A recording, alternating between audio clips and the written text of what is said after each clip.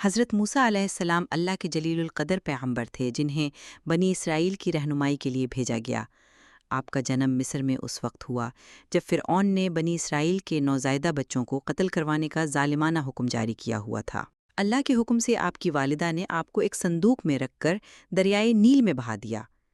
اللہ کی قدرت سے یہ صندوق فرعون کے محل میں پہنچا جہاں فرعون کی بیوی نے آپ کی پرورش کا فیصلہ کیا۔ جب حضرت موسیٰ علیہ السلام جوان ہوئے تو ایک واقعے میں ایک قبطی شخص مارا گیا جس پر آپ نے مصر چھوڑ دیا اور مدین جا پہنچے۔ وہاں حضرت شعیب علیہ السلام کی بیٹی سے نکاح کیا اور کئی سال بطور چرواہا گزارے۔ اللہ نے حضرت موسیٰ علیہ السلام کو نبوت عطا کی اور انہیں فرعون کے پاس بھیجا تاکہ وہ توحید کا پیغام پہنچائیں۔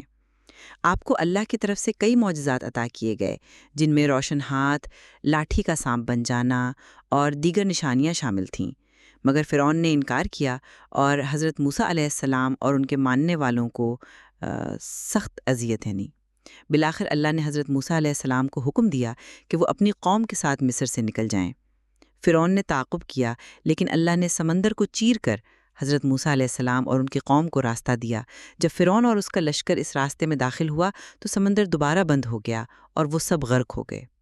حضرت موسیٰ علیہ السلام کو اللہ نے تورات عطا فرمائی اور آپ نے طویل عرصے تک بنی اسرائیل کی رہنمائی کی، اگرچہ وہ بارہا نافرمانیاں کرتے رہے۔